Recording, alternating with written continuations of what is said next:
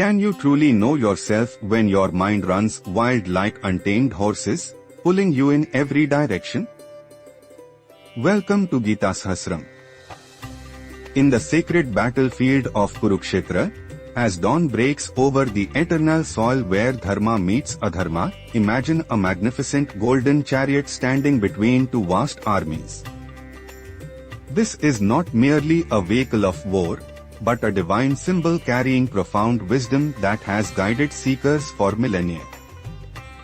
Here sits Arjuna, his hands trembling as he holds his magnificent bow Gandiva, his mind clouded with doubt and confusion. Beside him stands Lord Krishna, the eternal charioteer, his serene countenance reflecting infinite compassion and wisdom. The chariot metaphor, first revealed in the sacred Katha Upanishad and beautifully elaborated in the Bhagavad Gita, offers us a complete roadmap for spiritual awakening. In this divine allegory, the chariot itself represents our physical body, this temporary dwelling that houses our eternal soul.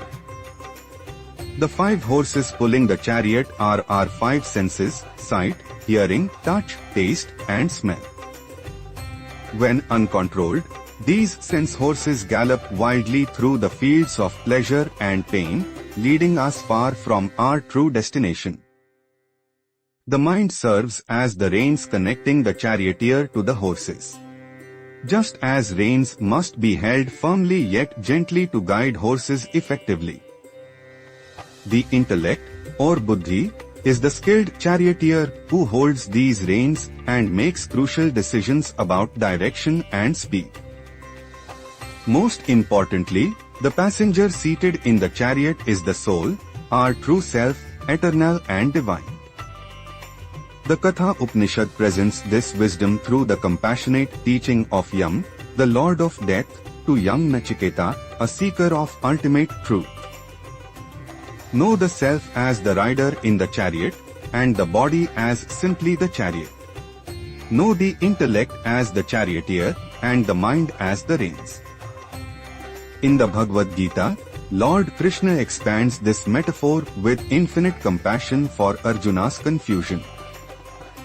When Arjuna confesses his inability to control his restless mind, comparing it to trying to control the wind itself, Krishna teaches, thus knowing the soul to be superior to the material intellect, subdue the lower self by the higher self, and kill this formidable enemy called lust.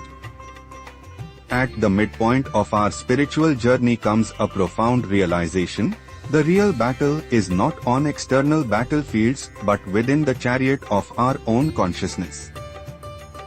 Just as Arjuna faced his inner demons on the field of Kurukshetra, we must confront our own mental armies of desire, anger, greed, attachment, pride, and envy. This inner war cannot be won through force or suppression. Instead, it requires the gentle yet firm guidance of divine wisdom. The moment we truly realize that we are not the body, not the mind, not even the intellect, but the eternal soul witnessing all, everything changes. In that sacred moment of awakening, the horses of the senses naturally begin to calm, the mind becomes like still water reflecting the divine. In our contemporary world, this ancient wisdom offers practical guidance for spiritual awakening. When you find yourself overwhelmed by desires pulling you in different directions, remember that you are the divine passenger, not the helpless victim of circumstances. Establish daily spiritual practice to strengthen your role as the conscious director of your chariot. Begin each day by sitting quietly and remembering your true identity as the eternal soul.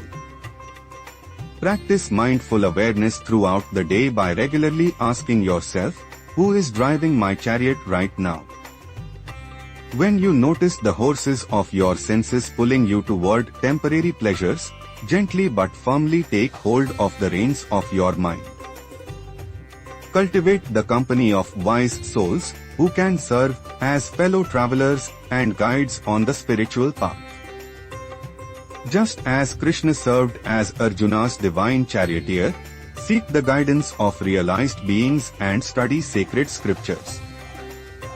The Svetasvatara Upanishad beautifully describes the controlled yogi, he whose mind is constantly held firm, his senses are under control, like the good horses of a chariot driver.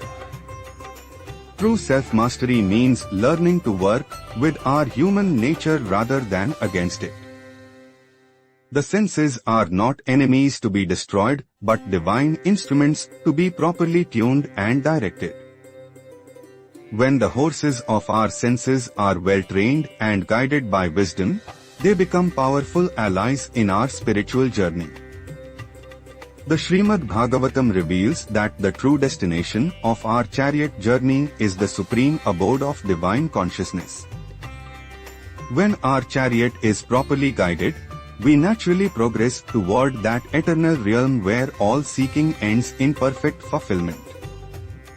As we learn to see Lord Krishna as our eternal charioteer, every moment of our lives becomes an opportunity for spiritual growth and divine communion. The very challenges that once seemed like obstacles transform into stepping stones, and the journey itself becomes as sacred as the destination. In this very moment, as you contemplate these words, your divine chariot awaits your conscious guidance. The horses of your senses can either carry you deeper into the maze of material desires or toward the open sky of spiritual freedom. Remember that you are the divine consciousness, for whom the entire chariot exists, the eternal witness, the beloved child of the divine. You are the spark of infinite love and wisdom that no temporary challenge can ever diminish. When you align with this truth and allow divine grace to flow through your chariot, you discover that the very winds that once seemed to blow against you now fill your sails. Every breath becomes a prayer, every action a sacred offering, and every moment an opportunity to experience the divine love that is your birthright. Trust in the divine charioteer within your heart, surrender the reins to that infinite wisdom, and let your life become a beautiful journey of awakening. Let your graceful passage through this sacred world inspire all who witness your divine transformation. Hare Krishna.